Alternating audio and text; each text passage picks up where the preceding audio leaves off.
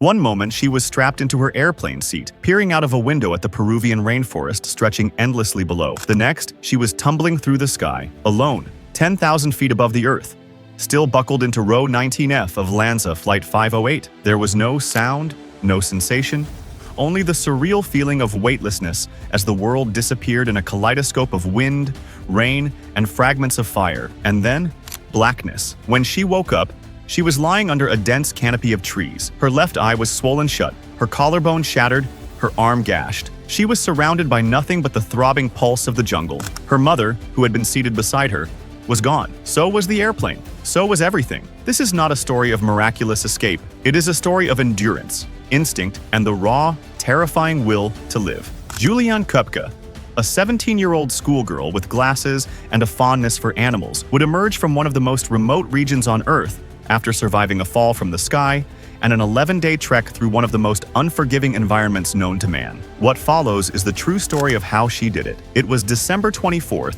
1971, Christmas Eve. Juliane and her mother, Maria Koepcke, boarded LANSA Flight 508 in Lima, Peru, heading to Pucallpa. The flight was to take them to their home deep in the Amazon rainforest, where Juliane's father, Hans Wilhelm Koepcke, a renowned zoologist, awaited them. Maria, a noted ornithologist herself, had been hesitant about flying with LANSA, an airline with a poor safety record. But with no other viable travel options during the holiday rush, they took the risk. The plane, a Lockheed L-188 Electra, lifted into the Peruvian sky under a canopy of storm clouds. Juliane, wearing a white mini dress and sandals, sat beside her mother in row 19. Despite the turbulence, she felt calm, even sleepy. Then came the lightning. Without warning, the cabin was illuminated by a blinding white flash. Passengers screamed.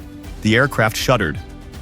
Luggage exploded from overhead bins. Juliane recalled hearing her mother say, with remarkable calm, "That is the end. It's all over." Moments later, the plane disintegrated. Juliane was ripped from the fuselage and thrown into open air, still belted to her seat. Below her, the jungle rose like a dark, endless ocean. Falling from nearly 2 miles up, Juliane should have died instantly. But the laws of physics and chance had other plans. Experts believe that the dense jungle canopy slowed her descent. Her row of seats may have spun like a helicopter blade, reducing velocity just enough to make survival possible. Regardless, Juliane blacked out long before impact. She awoke the next morning under a thick green veil of leaves, dizzy and in pain. One eye swollen shut, her collarbone visibly broken, she called out for her mother. Silence. Her voice echoed through the brush and trees, unanswered. She had no food, no gear, no shoes, only one sandal and a torn dress. She had nothing to survive with, except her knowledge. Juliane had grown up in the jungle.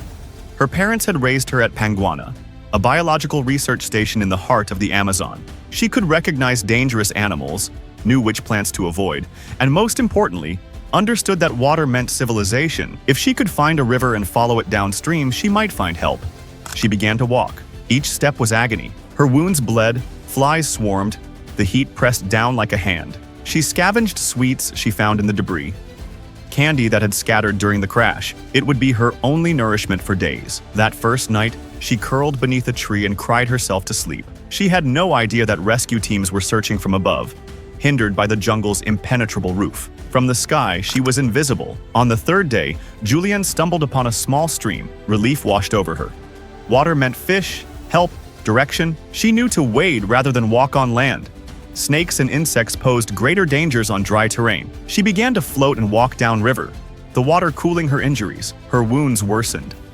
Flies had laid eggs in the gash on her right arm. Maggots squirmed beneath her skin. In desperation, she poured gasoline she found in the wreckage into the wound. The pain was unbearable, but the maggots fled. It may have saved her arm. Days passed. She saw no one. At night, she shivered on the banks of the river, swatting at insects. During the day, she pressed forward, fighting off hunger-induced delirium. Once, she heard the buzz of a search plane.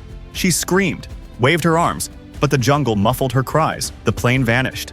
On the 9th day, Juliane saw something floating in the water. It was a body, head first, tangled in wreckage. She averted her eyes and kept moving. Seeing another victim, she later said, helped her process the enormity of the crash. Finally, on the 10th day, she spotted a small boat moored to the riverbank. Nearby stood a logging hut, empty but stocked with supplies. She collapsed on the floor, delirious. She poured gasoline on her wounds once more. She waited. The next morning, loggers arrived.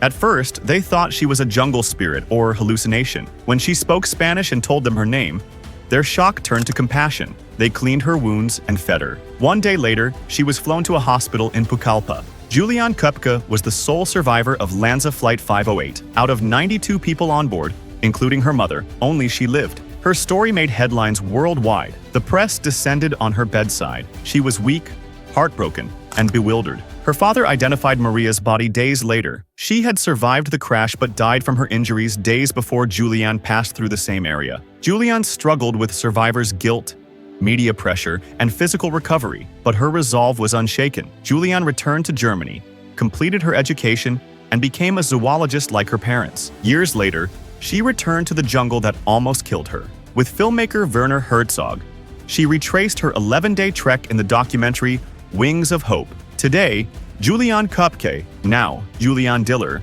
is a symbol of quiet courage and the human will to survive. She tells her story not to glorify the trauma, but to honor the dead and remind us what the human spirit is capable of enduring.